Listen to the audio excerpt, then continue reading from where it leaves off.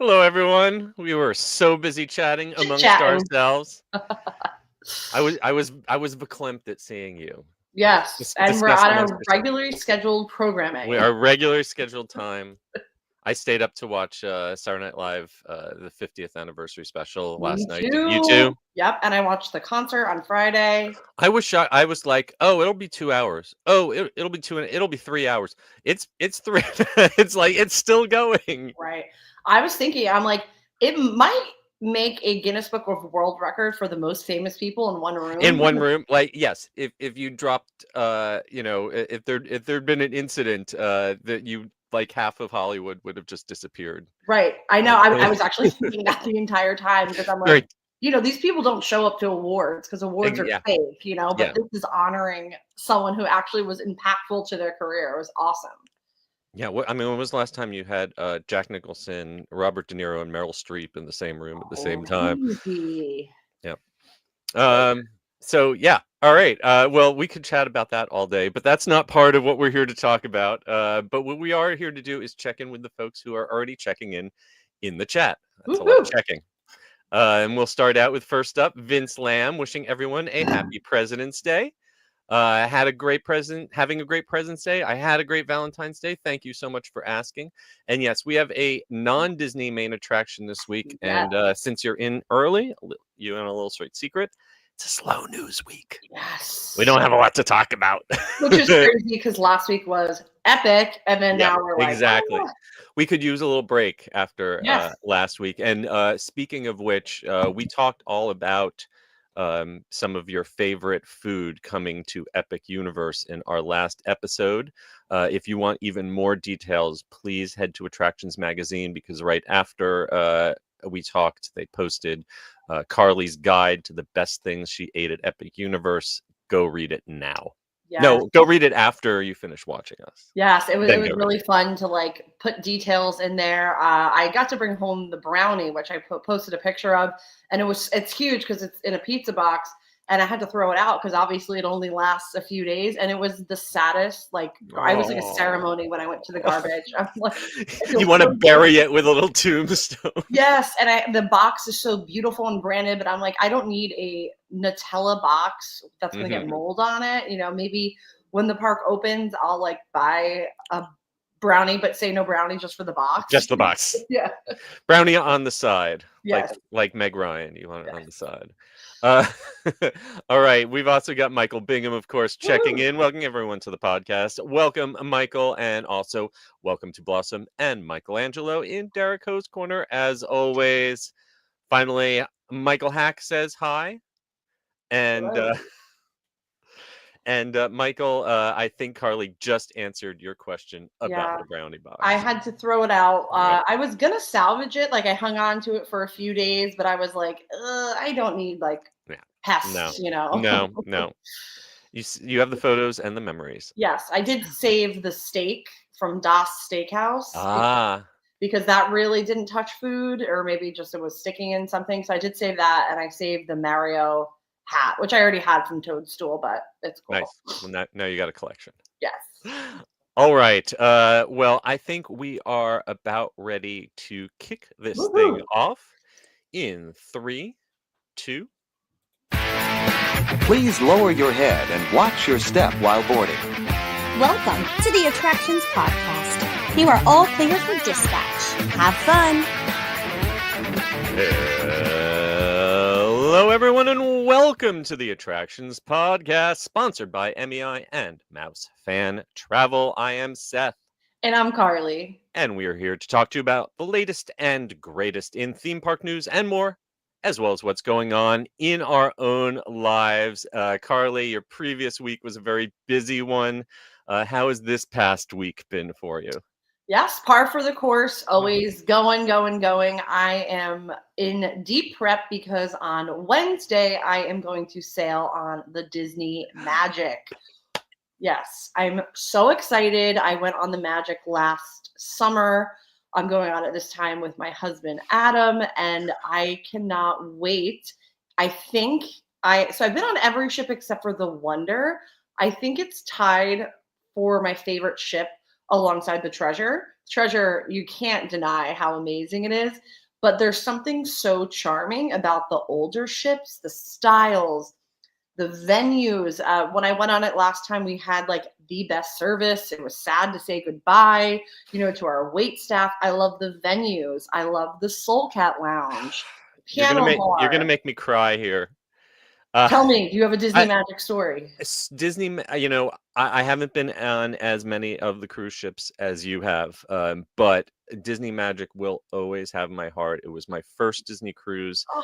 We did a transatlantic crossing from Barcelona back to Florida on that, which was like 2 weeks of just magic because it was just straight out of dry dock, and there were a lot of things that weren't quite finished. So all of the Imagineers were on the sailing, and they would do in the afternoons, they would do Q&As, talking about the lighting, talking about Wow. the scenic design, just and you're right, it's the scale. I Mhm. feel like I got to know not just my server at the rotational restaurant, but lots and lots of entertainment crew members Yep. and bar staff. And you felt like, especially if you're doing more than just a very short sailing, it really became like home, like a family. I've spent a total of almost 30 days, I think, on the Magic, and that's the one ship I would love to go back to.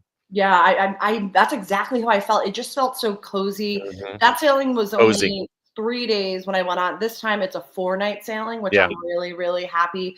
My husband has only gone on the newer ships, so 4 I'm nights is really almost enough time to get relaxed, like, I know, that I know, last I day is know. like you're finally settling in. Yes, but I will say this is not like a media sailing where we're going to, Good. sample new restaurants. So I'm really excited that we're going on the Magic for that reason to just like enjoy it. This will be my husband's Awesome. first time on an older ship, and I have a feeling he's now in his like Disney Cruise Line era. He's obsessed. So I Okay. think he's gonna love it even more. I know it will. Yes, and I'm very excited because it's sailing out of Galveston, which Oh. means I am doing something very exciting on Wednesday. Do you have any Ooh. guesses? No, please tell. I am going to the only rainforest cafe with a ride, The one with the boat ride? River The Rapids river ride. rapid ride? Yep. Oh my goodness. Yes. Wow. Yeah. So it's like just down the street from the port and the hotel that we're staying at. So That's the fantastic. second I get there, if it's like closed for refurbishment, I'm just gonna throw my body into the volcano because I'll be so upset because I don't Yeah. know when I'm gonna get back to Galveston.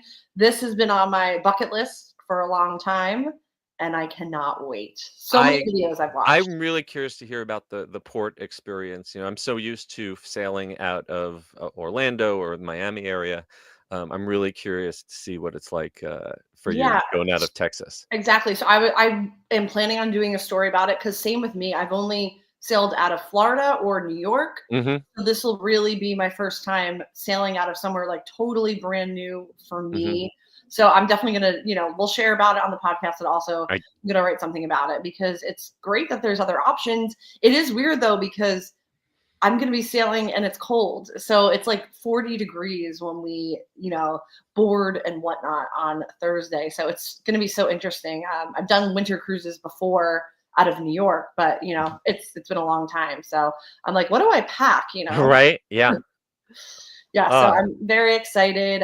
Rapunzel's is on there, which was ooh. my favorite when I went on the Magic Yeah, last that summer. was several renovations ago since I was there. So, Yes, and we're gonna do Palo brunch, which I love Palo oh, brunch. I think I brunch prefer is it to Palo amazing. dinner. Yeah. I agreed. Agreed.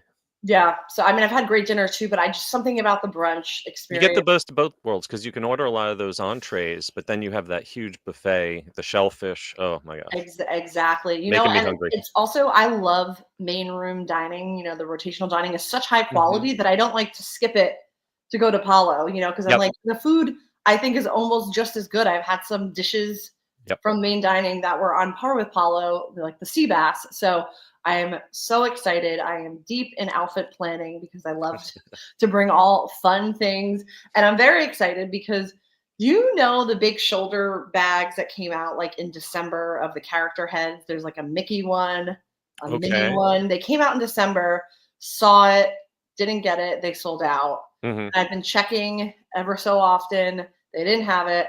Well, I was in Hollywood Studios last weekend for my mom's birthday, and they restocked them, and so I'm very excited. It's like a Mickey head that's literally ginormous. Oh It's my so big. God. I'm gonna use it as a beach bag. So Fantastic. I'm very You are excited. all set for your cruise. Yes, yes. So Uh, very excited. Now just gotta cross off a transatlantic off my cruise bucket right. list and maybe an And Alaska cruise. on a price per night basis, you got to factor in either getting to or from wherever it starts. But it was the best value cruise I ever took. Wow. It yeah, can't recommend it highly enough. Plus, if you don't like cruising with a lot of children, that's the best way. There are hardly any kids who will Wow, that go is a be on great. a transatlantic. Wow, that's really good to know. I Yeah, mean, we don't have kids, and I've never sailed with kids.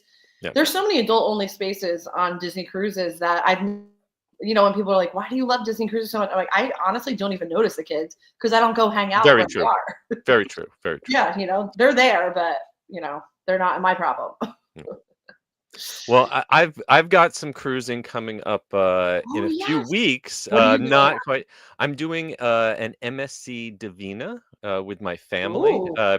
Purely vacation. Looking forward to going on a cruise that I'm not taking notes and photographs and You know the what? whole You time. say that, you'll still be doing it because we are so programmed to always be looking for something that there's really never true vacation.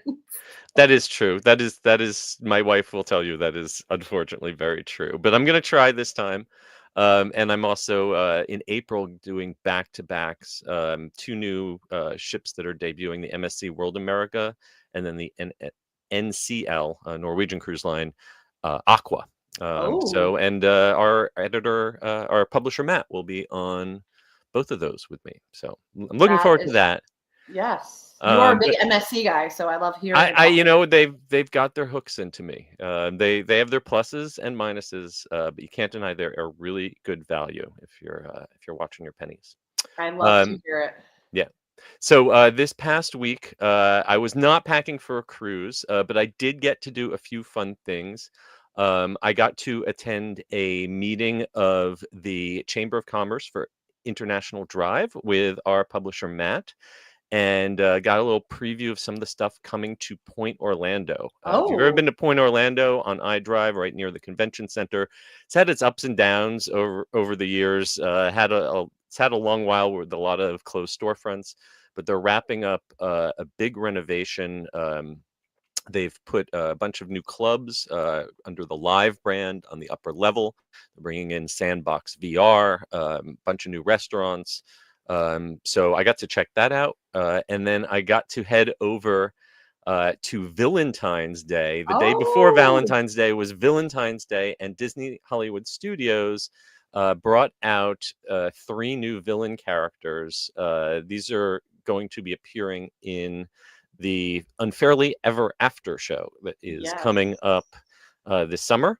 So they're And wetting our whistle a little bit. yeah, so I feel like the show's in rehearsal, and they probably wanted to test out the performers and the costumes with the public. And so I got to see Maleficent, Cruella de Vil, and I got I'll fast forward and show you a little bit of. There's Cruella.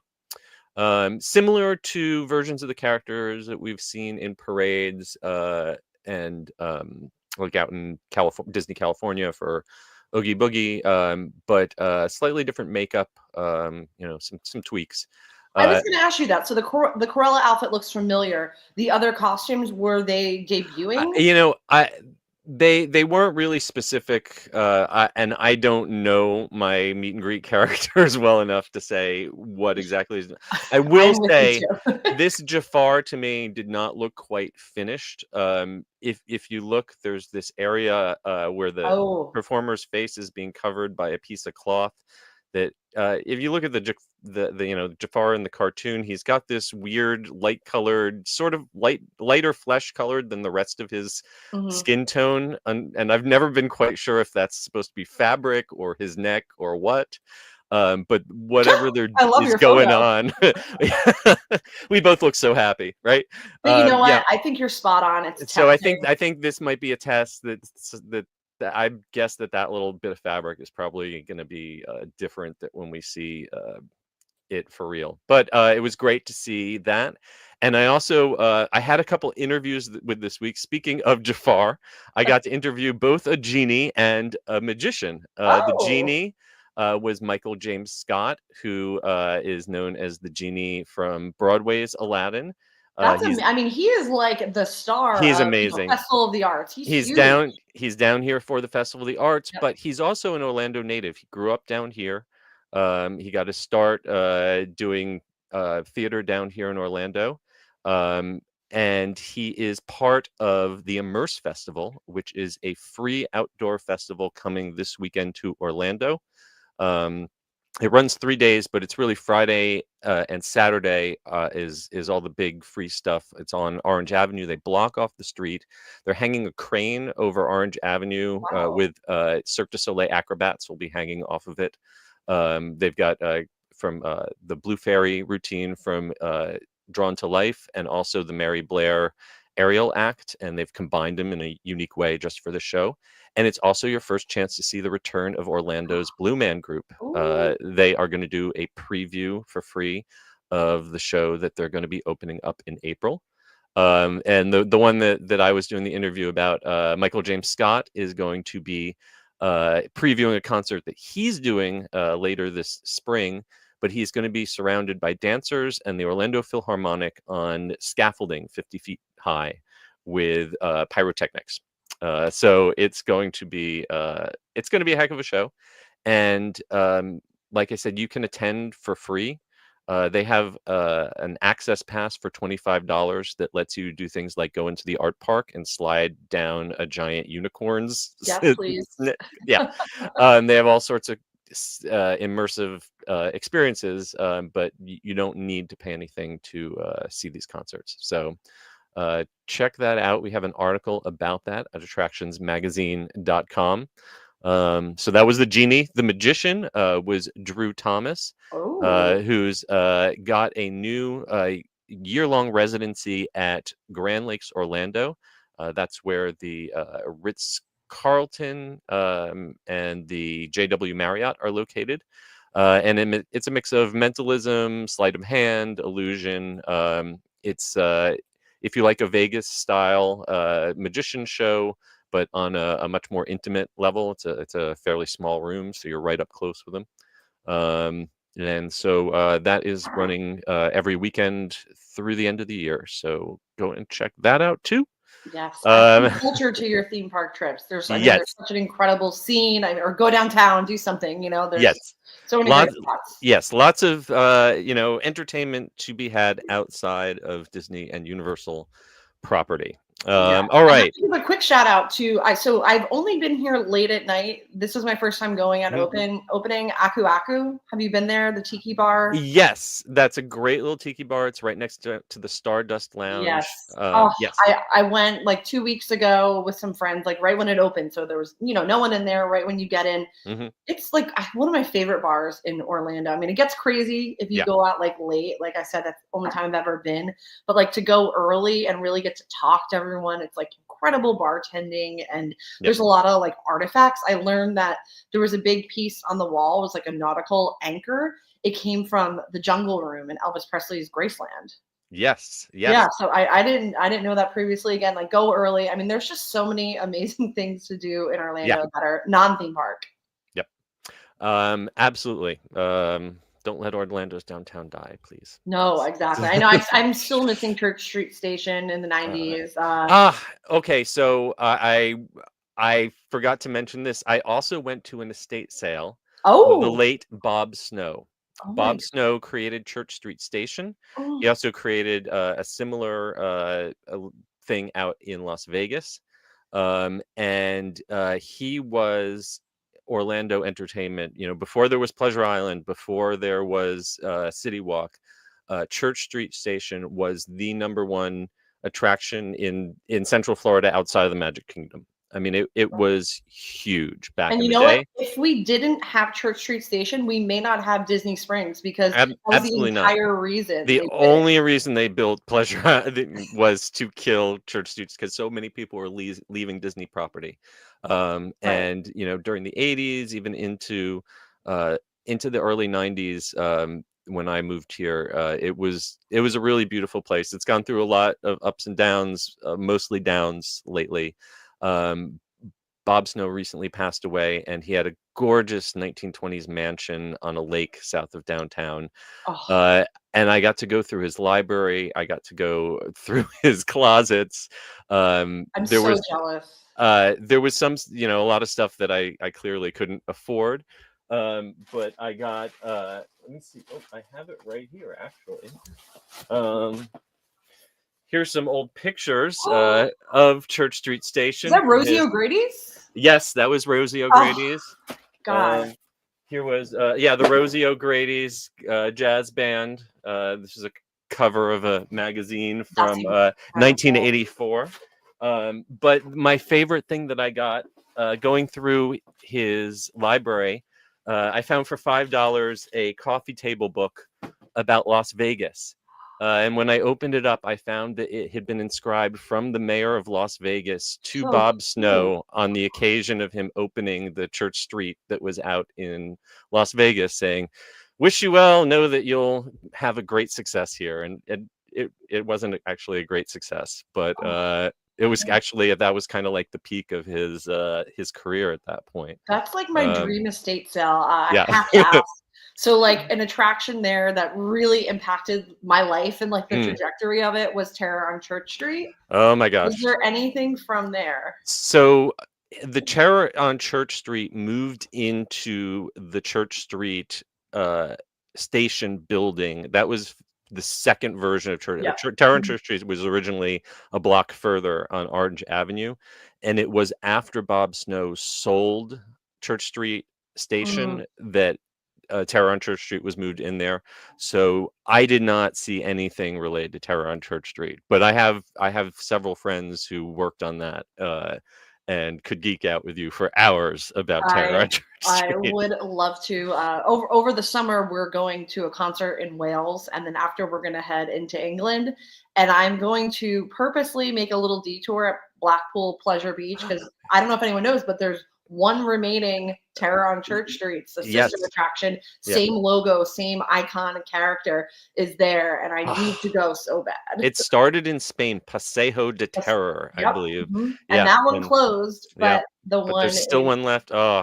In the UK is still there, and oh my God, I miss it so much. It like defined my childhood. It was, I don't even know if it was so scary or if it was just me as a kid, but I do remember the set pieces were so incredible, and the actors. There was a wonderful cast and crew at the Orlando one. Really, we could do a whole episode about that someday.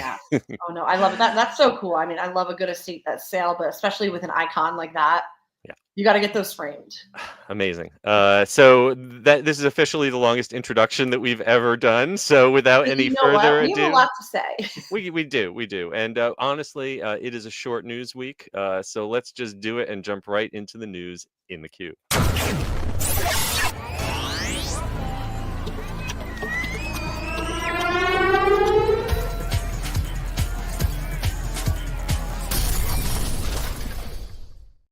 All right, starting out, whether you were a devotee of this or just never got to experience it and wish you could get a glimpse, there is a documentary coming out that I personally am very interested in seeing, a Star Wars Galactic Starcruiser documentary coming out, planning on the fall of 2025.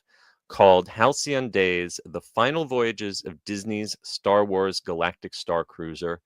And it's going to focus on the year-and-a-half-long run of this $2,500 per night experience that I never got to do. So I can't wait to see this footage and see interviews with guests and cast members about this one-of-a-kind experience. Absolutely. Yeah, I've never got to do it either. To be fully honest, I am not a Star Wars fan. If it was, but I support all fandoms. I like a lot of weird stuff. If it was something that it was of interest to me, like a Haunted Mansion hotel or like a Tower of Terror, I would have absolutely buckled down and found a way to spend the money. Everyone that went on it said it was the best experience Disney has ever done. So, I mean, can't deny it. So if in case you've been, I don't know, hiding under a Rancor or something. The Galactic Starcruiser was a immersive themed hotel, but more than that, it was a live action role playing experience that took place over multiple days. People would stay 2 nights. It would include their meals. It would include a visit to Batu. And there were actors and an incredibly elaborate computer storytelling system weaving together all of the different choices made by the different guests. Really incredible. And now it's going to be an office building. Imagineers going to move in, and some lucky Imagineer, I guess, will get to have their office inside what used to be a cabin where people would sleep overnight. How incredible. I mean, minus the no window thing, I don't know. When Yeah. I work from home, I go outside like several times a day because I just need a little something. They're gonna have Cold, to rain, whatever, I go outside. they're gonna have to reprogram those screens in the cabin to show like Yeah. views of outside. Otherwise, people are never gonna leave. So it's now in post-production, according to the project's website, with plans to release this fall. The first screening is scheduled for July 2025 in Dayton, Ohio.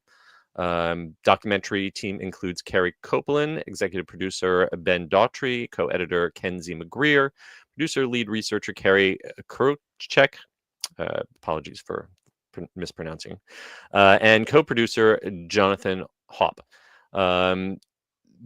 So I am really curious to see which cast members they were able to get on camera for this. I have several friends who are involved in the writing, directing, original cast of this, and I've been begging them all for years to sit down and do interviews. Someone should do a book documenting what all went into it, but they're mostly still either working for the company or hoping to work for the company, Right. and not willing to breach any NDAs or annoy anyone Yeah, who could control 100%. their paychecks. Did So you see Jenny Nicholson's 4-hour YouTube video review of Star Cruiser? I did. I watched much of it. I kind of zoned in and out over the course of 4 hours, but I watched much of it. And I personally thought there were some important, sensible points buried within the 4 hours. There was also some erroneous facts and some opinions that I did not personally agree with. She experienced it, I did not. But some of her analysis of what was going on behind the scenes or whatever, I don't think lines up with my knowledge of the people involved. So I'll leave it at that. Yeah. Same. I am curious with this documentary what the take is going to be. It seems like we're super passionate people because they went on it multiple times. So I think it's going to be like a positive. Yeah. You know? My take, again, without having experienced it myself, my take has always been that the creatives did their job on this. The actors, the writers, the designers, they all did their job. The accountants, the bean counters, the marketers, those are the guys that failed on this, but they're the ones who kept their jobs, and all of the creatives who hit their marks are the ones who are out of work. So that never makes me happy. So I agree. Well, I'm very excited for this, and I will be watching it, and I hope it's not 4 hours. Sorry, not sorry. Well, I will say, if you are interested in documentaries about things you can no longer find at Disney World, I'm going to put in a shameless plug here for a documentary that I am included in. It just dropped its trailer this past week, and there's a great interview with the director, Josh Bailey, on Forbes magazine. Check it out. The name of the documentary is Stolen Kingdom, and it's a look into the Disney black market subculture, specifically the story of Buzzy, the animatronic from Wonders of Life, who mysteriously disappeared. So there's a trailer that dropped. I am not in the trailer. But I have a screenshot proof Ah! that I am in the movie. And if I'd known how they were cropping it, how they're framing it, I would not have worn shorts. No one really needs to see my knees. I wish I had Final Cut on that, but I don't. So yes, if you want to see my knees, at least I'm at least in there at some point. That's honestly so relatable. Like whenever I do TV, I'm like, am I going to be sitting on a bar stool or a couch? Yeah. Because that dramatically impacts what I Yeah. will wear. But this sounds amazing. They were like, oh, it's waist up, don't worry. Oh well. Seth naked. You know, and I mean the irony is like you will never see me out in public wearing shorts. I don't think I've wear ever seen you shorts in out in the sun. Never. Now there's proof that I do have knees. So yeah, Stolen Kingdom trailers on YouTube, and that article's up on Forbes. So when is it coming out? I do not know the exact release date. I know that it's premiering at Montana's Big Sky Documentary Festival, and then it's going to be at the Slam Dance Festival. But I don't know anything about when it'll be out wider. But I'm promised it will be later this year. I'll get to see it somewhere in Orlando. So. Yay! Well, I'm very excited for this one. So keep an eye out, and I mean, most likely these kind of documentaries do through the festival circuit, but they really find their home on streaming. So hopefully, one of the an Amazon Prime or a Netflix or something will make it widely available. That's great news for us theme park nerds. I love it. Fingers crossed, and then yes, you will get to Yay. see my knees. All right, next up, Disney Springs, believe it or not, has quite an active happy hour culture, and our brave correspondent John Self went to 11 different happy hour spots in one epic day-long happy hour crawl. To be fair, they visited 11. They only drank at 10. So I guess he's got to go back and do it all over again. Well, I will say snacks do count. So that is like when you're also drinking around the world, you can also do snacks. Not only counts, it's really important. Got to balance the alcohol with the food, otherwise bad things happen. So if I don't think we're going to step through every single step in this 11-step crawl. Well, how about this? I will share my favorite happy hour. Yes, and then you will share your favorite absolutely. Happy hour. That was exactly what I was going to suggest. Yes. So I will say I am a huge fan of STK in general. When I'm traveling, they're all over the world. Okay. If there's an STK, sometimes I'll just pop in. Great bar. To do a great happy hour. And what I love about the STK happy hour, the hours vary by location. But at Disney Springs, they do a late night happy hour. And I don't know about you, but a lot of times when I'm in the parks, I don't like sit down and do a proper meal. I'm more like hopping around and eating snacks. So it'll be like 10 o'clock and I'm like, oh man, I'm hungry because I didn't really eat properly. STK has an incredible late night happy hour. John did go to it and detailed it. They have their martinis, which I love. There's this cucumber stiletto. It's like a really just like floral drink. It's $9 during happy hour. $9 for a craft cocktail. It's also like $25 real price. So I usually never get it when it's the full price. Exactly. Yes. They also have an incredible raw bar, and I love oysters. The oysters are in happy hour. It's such a good deal. So like you're not going to get a steak, but they have the little STK burgers, I believe are like $5 with a side of fries, shrimp cocktail. If you're looking to have something elevated, but you don't want to spend outrageous prices, you can make a meal out of this. And I've done it so many times. So that is my favorite Disney Springs happy hour. Okay. And if you don't want to do it late, I believe they also start it early at 3 p.m. Yes. So I will say they have an early happy hour and a late one. Yeah, they've varied the hours over the years, and they always kind of change them. But usually, the Disney Springs location is like 3 o'clock to 6 o'clock or 5 o'clock, and then a late one like 10 o'clock and out. Well, my favorite that I've done is Haleo. I just loved everything about Haleo. I always love a good sangria. Yes. And they have some of my favorite tapas on the happy hour. I love the endive filled with goat cheese. Yes. We try making it at home, but it's never quite the same. No. So that's my favorite that I've been to. My favorite that I have not been to yet, but I really want to, is Summer House. I've eaten there a few times, not at happy hour, and I loved everything I've had. Just it's a little on the pricey side.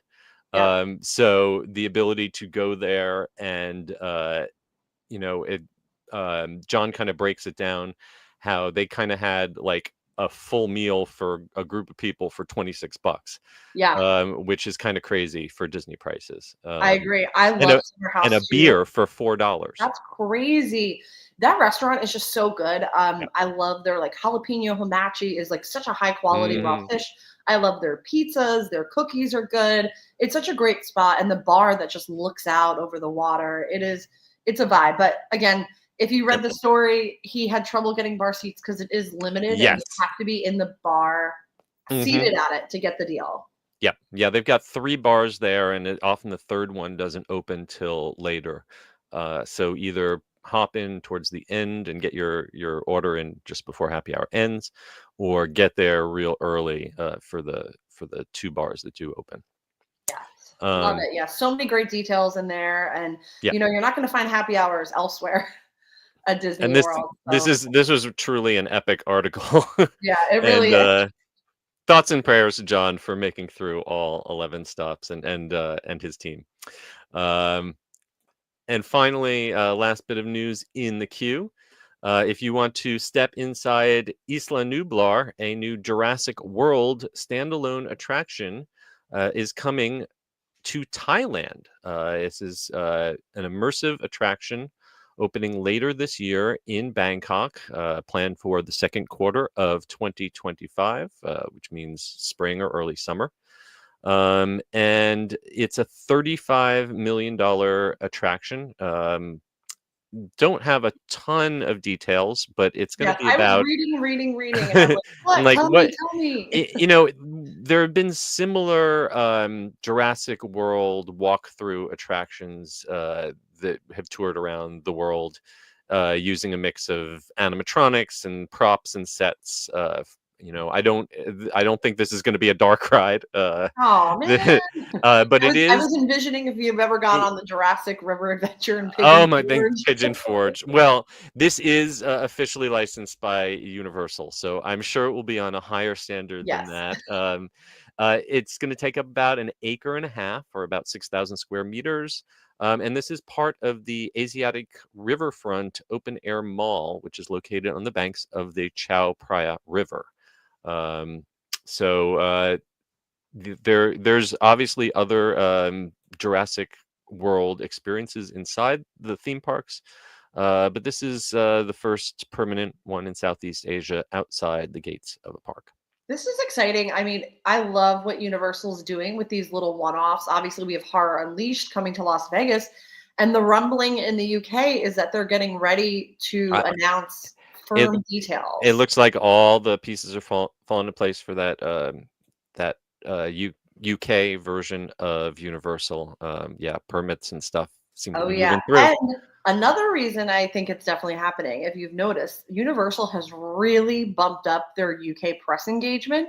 Mm. Like, they have a full press team in London offices.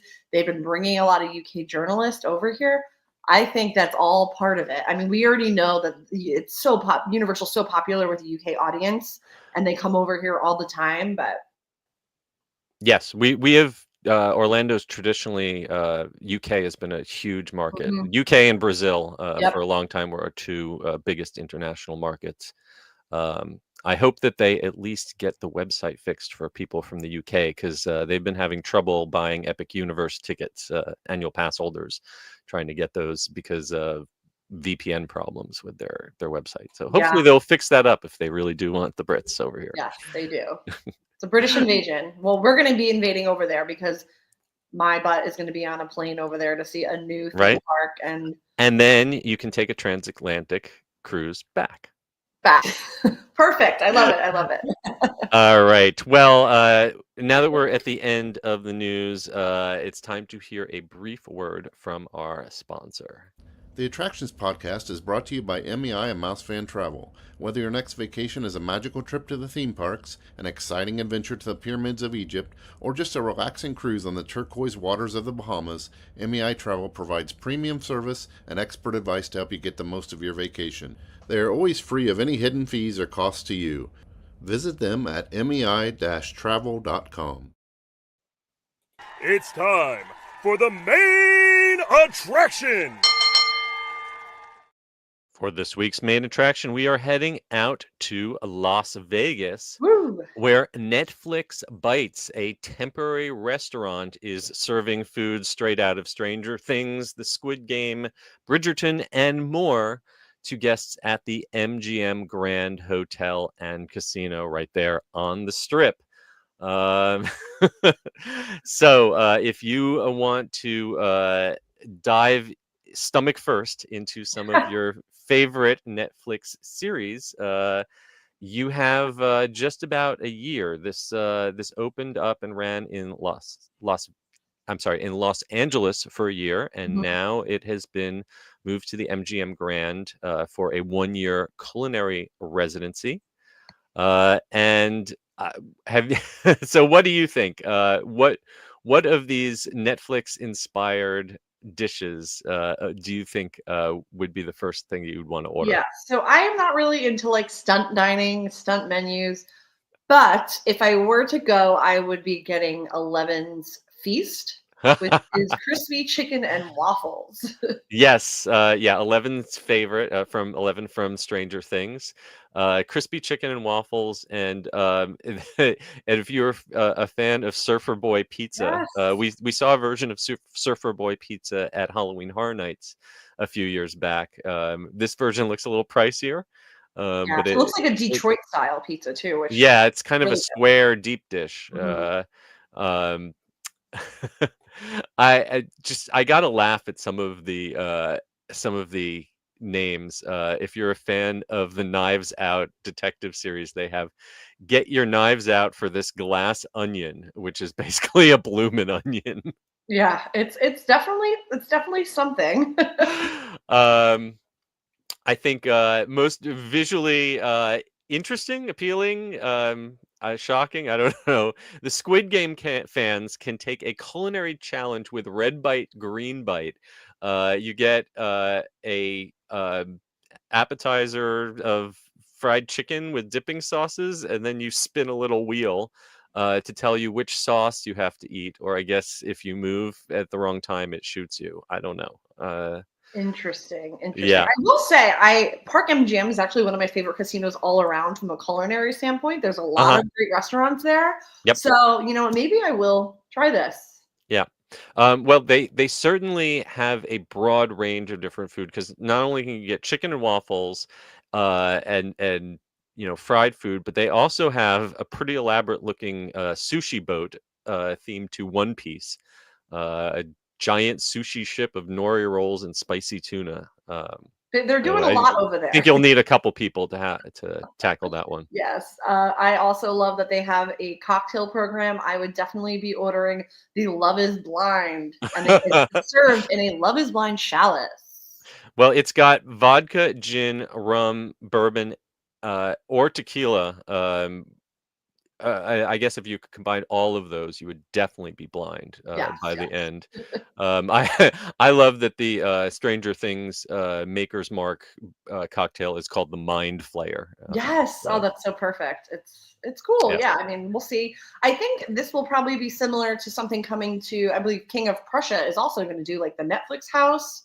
That Ah. will probably have a restaurant in there too. And you can end off your meal for dessert. The dessert is lava. A lava cake with a little gummy bear contestants that you can watch try to climb up to the top and fail. That's pretty hilarious. If you ask me. Yes.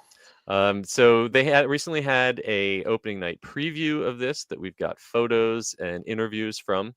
And if you have a MasterCard, you can get access to best seat in the house priority seating available at priceless.com.